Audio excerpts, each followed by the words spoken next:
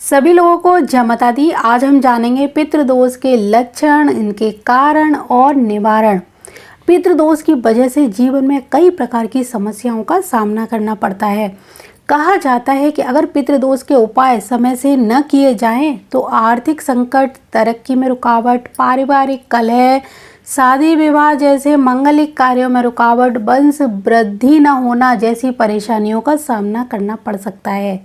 तो आइए जानते हैं पितृदोष क्या है, इसे कैसे पहचानें, इसके क्या लक्षण हैं।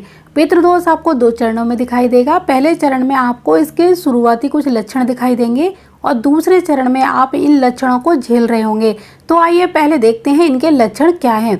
घर में पितृदोष आने से परिवार में प्रेम कम होने लगेगा, बच्चों की शादियों पर संकट आ जाएगा, बच्चा होनहार होते हुए भी विवाह नहीं कर पाएगा, विवाह भी अगर हो जाए तो ज़्यादा दिन टिकेगा नहीं, अगर टिक भी गया तो संतान नहीं होगी, संतान हो भी जाए तो वो संतान हमेशा बीमार रहेगी और आपका पैसा हमेशा उस संतान की बीमारी में ही जाएगा। घर में शादी विवाह जैसे मांगलिक कार्य कम होना शुरू हो जाएंगे या फिर बिल्कुल बंद हो जाएंगे। तो ये सब पितृदोष की श्रेणी में ही आते हैं। पेड़ पौधे, पशु पक्षी बीमार रहने लगेंगे, मरने लगेंगे और पनपेंगे बिल्कुल भी नहीं।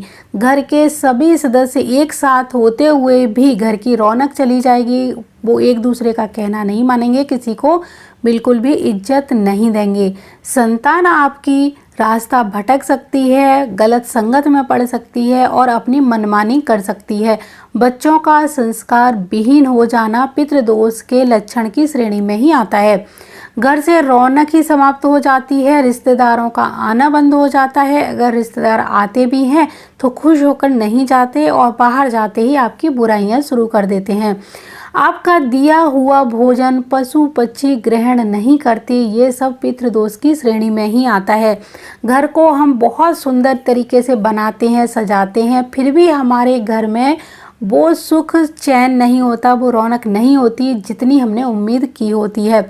नौकरी लगते लगते रह जाती है, शादी विवाह होते होते रह जाता है, मंगलिक कार्य की शुरुआत कभी हो नहीं पाती और या फिर जैसे ही हम मंगलिक कार्य करने वाले होते हैं कोई ना कोई परेशानी आ ही जाती है।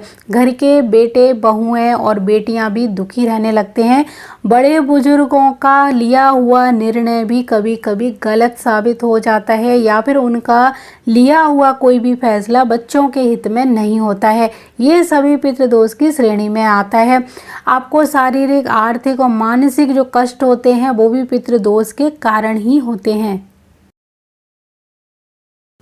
तो अभी तक हमने जाने पितृदोष के लक्षण, अभी जानते हैं पितृदोष के कारण। पितृदोष किन कारणों से लगता है?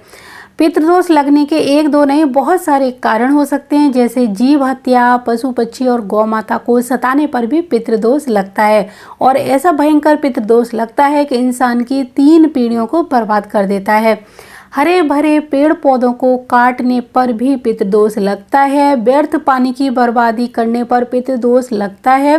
जीव हत्या करने, बड़े बुजुर्गों का अपमान करने और भ्रूण हत्या करने पर भी पितृदोष लगता ही लगता है। स्त्रियों का मान सम्मान जिस घर में नहीं होता वहां पर पितृदोष जरूर उत्पन्न होता है। पितृदोष जब भयंकर रूप ले लेता है तो इंसान को धूल में मिला देता है। घर में वास्तु दोष उत्पन्न होने के कारण भी पितृदोष लगता है। वास्तु दोष कौन कौन से हो सकते हैं? ईशान कोण, अग्नि कोण, ब्रह्म स्थान जैसी पवित्र जगहों पर टॉयलेट और सेप्टिक टैंक का निर्माण करना या फिर इन जगहों को दूषित करने पर भी पितृदोष लगता ही लगता है। तो अभी तक हमने पितृदोष के कारण और लक्षण जाने, अब हम जानते हैं पितृदोष का उपाय। पितृदोष का उपाय बहुत ही सरल तो है लेकिन इसको करना उतना ही कठिन है। आप अगर मन बना लें कि हमें पितृदोष अपने घर से समाप्त करना है तो यकीन मानिए आपका पितृदोष जरूर समाप्त होगा। सिर्फ इसमें चाहिए तो आपका एक वचन, यानी आप एक कठोर निर्णय लेते हैं कि मैं पितृदोष अपने पूरे कुल खानदान का खत्म करके ही रहूँगा, तो आप ज़रूर कर सकते हैं। सिर्फ एक बहुत ही सरल उपाय है, ये करना है तो इस उपाय को करने से आपके घर का पितृदोष जरूर दूर होता है। पितृदोष रोकने का सबसे बढ़िया उपाय आप सर्वपितृ अमावस्या पर कर सकते हैं। आपको क्या करना है, आइए नोट करिए कुछ चीज़ें। सबसे पहले आपको कुछ सामग्री नोट कराती हूँ, इनको ज़रूर आप ध्यान से नोट करिए और ये सारी सामग्री आप पितृ विसर्जनी अमावस्या से पहले लेकर आइए। पानी वाला आपको एक नारियल लेना है, हवन सामग्री लानी है, साबुत हल्दी की कुछ गांठें लानी है, शुद्ध देसी गाय का घी मिल जाए तो बहुत अच्छा है, 1 लोटा जल, काले तिल, 1 गाय के गोबर का उपला। ये सभी सामग्री आपको पहले इसे एकत्रित करके और पितृ विसर्जनी अमावस्या वाले दिन सभी लोगों को परिवार सहित बैठना है और एक करना है हवन। जल के लोटे में काले तिल मिला के रख लीजिए, गाय के गोबर का जो उपला है उसको आप जला लीजिए। हल्दी की 1-1 गांठ घर का प्रत्येक सदस्य अपने बाएं हाथ में लेकर बैठेगा, दाएं हाथ से हवन सामग्री हवन कुंड में डालता जाएगा। जब आपने गाय का उपला जला लिया है, घी का दीपक जला के रखें, लोटा सब लोग अपना अपना अलग लेंगे, उसमें काले तिल डालकर अपने आगे रख लीजिए और जो नारियल है वो वहीं पर रख, जो हवन कुंड है उसके पास ही रख दीजिए। सभी पितरों का आवाहन करके और उनको ये याद दिलाइए कि हम आपके लिए, आपकी शांति के लिए ये हवन कर रहे हैं और ये सारी आहुतियाँ आपको ही प्राप्त होंगी और हमारे परिवार पर कृपा दृष्टि बनाए रखिए, हमारा जो पितृदोष है उसे दूर करने की कृपा करिए। ऐसी कामना करते हुए आप हवन कुंड में आहुतियाँ देंगे। कितनी? 108 आहुतियाँ आपको देनी है हवन सामग्री की। हवन सामग्री में आपको काले तिल अवश्य मिलाने चाहिए।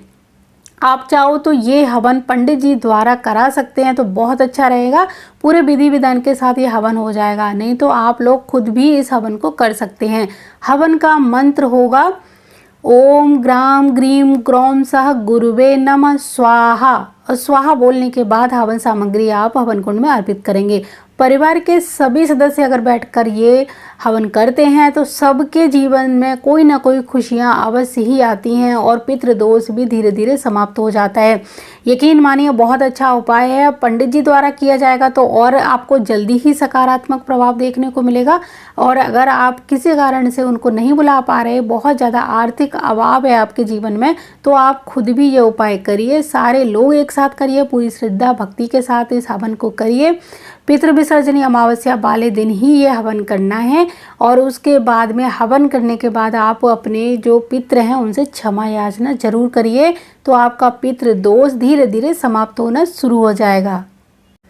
हवन समाप्त होने के बाद सभी लोगों को सच्चे हृदय से अपने पितरों से क्षमा मांगनी है और जो जल का लोटा है उसको ले जाकर दक्षिण दिशा की ओर मुंह करके उस जल को अपने सभी पितरों के लिए तर्पण करना है, यानी अर्पित करते जाएंगे और उनका ध्यान करेंगे और उनसे क्षमा मांगेंगे। ओम पितृदेवाय नमः, ओम पितृदेवाय नमः ऐसे बोलते हुए उस जल को आप अर्पित करेंगे। नारियल को आप बहते हुए जल में प्रवाहित करेंगे। अगर आपके आसपास कोई बहता हुआ जल का कोई स्रोत ना हो तो इस नारियल को घर के बाहर बने हुए किसी भी मंदिर में ले जाकर रख सकते हैं। हल्दी की गांठ को आप इकट्ठा करिए और अपनी तिजोरी में रख लीजिए। इसके बाद आपको गौ माता का एक ग्रास निकालना है, यानी उनको भोजन देना है।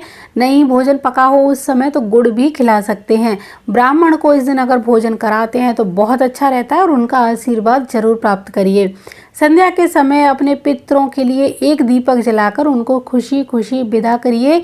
ये उपाय अगर आप हर अमावस्या को करते हैं तो आपको शीघ्र ही सुखद परिणाम प्राप्त होते हैं। अगर आप हर महीने की एक अमावस्या को ये उपाय करेंगे, यानी एक हवन आप पूरे परिवार सहित करते हैं, तो आपका पितृदोष बहुत ही ज़्यादा शीघ्र अतिशीघ्र समाप्त होना शुरू हो जाता है। और अगर आप पितृ विसर्जनी अमावस्या के दिन भी ये हवन करते हैं तब भी आपके जीवन में खुशियाँ आती हैं। तो सुखद परिणाम चाहिए तो हर अमावस्या को करिए, जब नहीं तो पितृ विसर्जनी अमावस्या या फिर साल में कम से कम 5 अमावस्या को ये उपाय जरूर करिए जब आपके घर में बहुत ही ज़्यादा भयंकर पितृदोष लगा हुआ हो। तो मुझे पूरी उम्मीद है ये जानकारी आपको बहुत अच्छी लगी होगी और ऐसी अच्छी जानकारी के लिए वीडियो को लाइक करिए, शेयर करिए, सब्सक्राइब करिए। और अगर कोई ज़रूरतमंद है जिसके घर में बहुत ज़्यादा पितृदोष है तो आप इस वीडियो को वहां तक शेयर जरूर करिए, उनको ये वीडियो जरूर दिखाइए, क्योंकि कोई अच्छा काम करने पर हमारे जीवन में भी उसके अच्छे प्रभाव देखने को मिलते हैं। नेक काम करने का जो फल है वो हमें ज़रूर प्राप्त होता है। तो कोई व्यक्ति अगर बहुत परेशान है तो पितृ विसर्जनी अमावस्या से पहले ये उपाय कर लेगा। अगर ये वीडियो आप उस तक पहुंचा देंगे तो आपका भी भला होगा और उसका भी भला होगा। तो जय माता दी, जय गुरुदेव, जय सिया राम। प्रभु सारी मनोकामनाएं आपकी पूर्ण करें और आपके जीवन से हमेशा हमेशा के लिए पितृदोष को समाप्त करें।